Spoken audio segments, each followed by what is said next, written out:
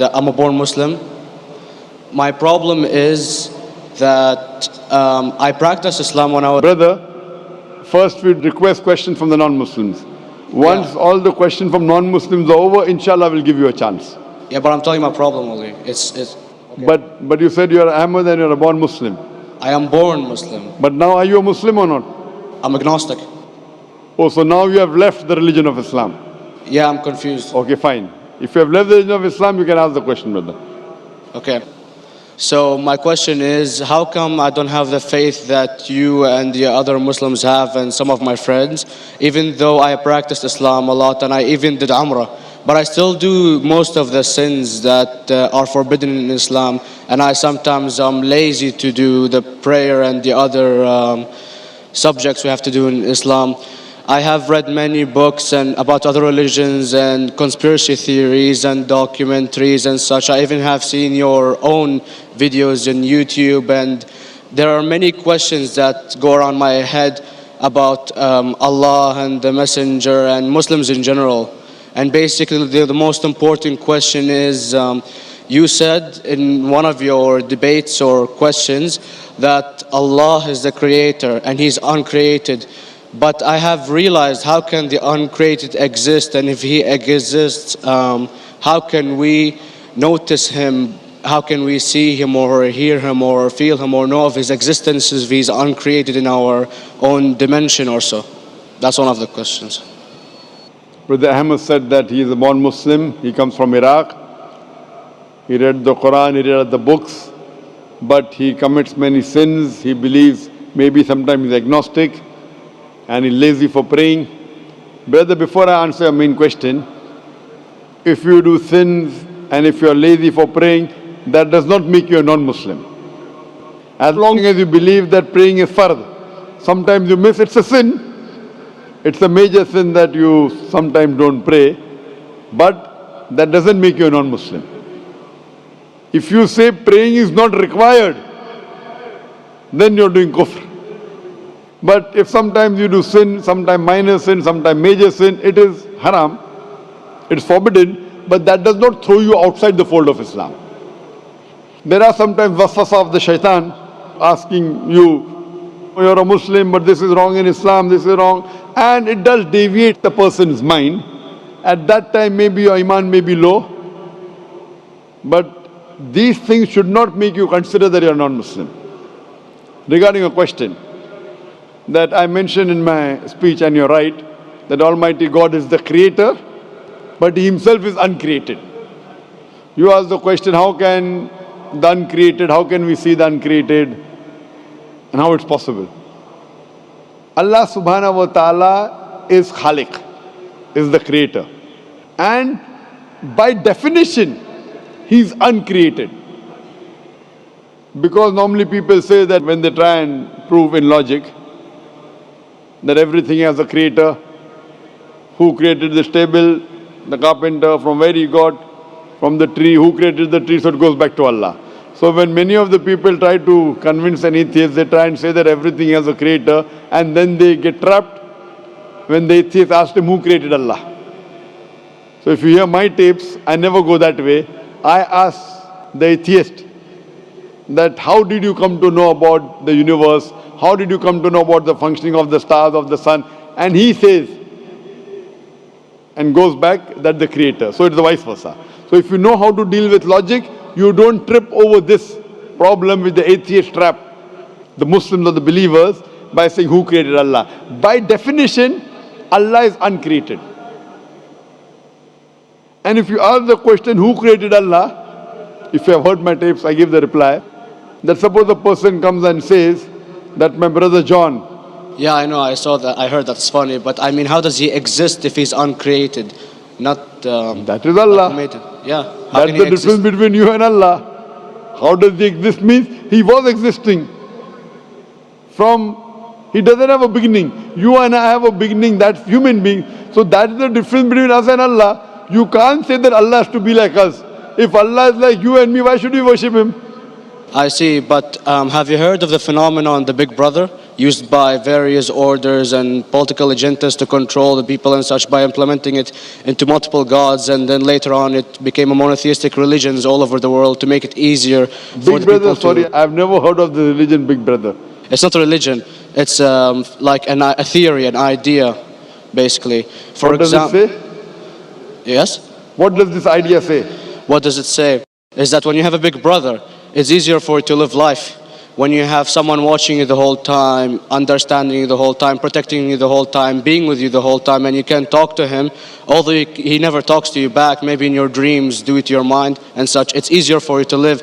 While a human who does not have a big brother and is not easily controlled into doing so and is having complete freedom is a danger for the major ruling powers and such. What does this say? I don't understand. Big Brother may be the Big Brother may not be the... What does it have to do with Islam and God? What does it have to do? Because basically Allah is watching you the whole time. So you want to knows... say that Allah is like a Big Brother? Indeed, you use him for your protection so you won't be scared. You know what I mean? See, this is the hypothesis. Hypothesis. If you have heard, how do I convince an atheist? If you have heard my answer, that you said that you're agnostic, you're atheist. Yeah. So first thing I do to an atheist is I congratulate him. What? I congratulate him. Have you heard my answer of atheist? Yeah, you congratulate them and stuff. But I haven't seen your debates with the atheist. I just saw your answers on some questions. Fine, so you haven't seen the answer of atheist. No, but I've seen your debate with David William Campbell. And David William Campbell is not an atheist. Yeah, yeah. Now when an atheist tells me he does not believe in God like your theory of Big Brother, Yeah. and if you believe in that theory, I will ask you, first thing I do to the atheist, I congratulate him. You know why? Yeah, because they think and they don't follow what their parent does and such stuff like that. No. I congratulate him because he is not doing blind belief. The other people are doing blind belief. He is a Christian because father is a Christian. He is a Hindu because father is a Hindu. Most of the Muslims are Muslim because father is a Muslim. He is thinking. He says there is no God. He has said the first part of the Islamic Shahada, La ilaha. The reason I congratulate him is because he has said the first part of the Islamic Shahada, Islamic creed, La ilaha. The only thing I have to do is illallah, which I shall do inshallah. So if you have heard my answer, an atheist becomes an atheist because he believes in science, he believes in logic. Or I ask him that if an equipment is bought in front of him, which no one in the world has ever seen, and if the question is asked, that who will be the first person who will be able to tell you the mechanism of this new equipment? What is the answer? Of course, he's going to tell you the producer or the maker of this equipment. Creator, producer, maker. So when we ask him questions that how did this universe come into existence, he will talk about the Big Bang. This what we're going to talk is already mentioned in the Quran 1400 years ago in Surah Anbiya chapter number 21 verse number 30. Avalam yaral lazina kafaru anna samawati wal arda kanat ratkum fataknahuma. Do not the unbelievers see that the heavens and the earth were joined together and we clove them asunder. This what you came to know 50 years back is mentioned in the Quran 1400 years ago. Who could have mentioned that? Well, in various civilizations in like 2000 or 5000 BC before Islam came or Christianity itself, there was various civilizations that are good in astronomy and they know more about our solar system than we do now, sadly. Brother, your knowledge of science is little, not in-depth. I do agree. There are certain things which were known as hypotheses. For example, we came to know, we were proved that the earth was spherical in 1577. I know that in 6th century BC, there were Pythagoras who believed that the earth was spherical. But the same Pythagoras who believed the earth was spherical also believed that the earth was the center of the universe, which is wrong. You show me one civilization which believes 100% what the Quran has mentioned. I challenge you. What you say, so do you mean to say there was a person who said, okay, this civilization, out of 100 things, these 2 things are right. Out of 100 things, these 5 things are right. Out of this 100, and picked and chose. Who can do that? No one besides the Creator. Even if you know that there were 10 different civilizations, hundreds of civilizations, there is not a single civilization that you know in the past which knew 100% of science what we know today. So where is your logic? Where is your theory? I do know that certain things were hypotheses which were proved later on. But there is not a single civilization which knows everything what is mentioned in the Quran. So the answer goes back to the original question, who could have collected this in the Quran? Someone 1400 years back, could he do and say, okay, out of these 100 things, these 3 are right, out of these 100 things, these 2 are right, out of this, it's not possible. Mathematically, it's not possible.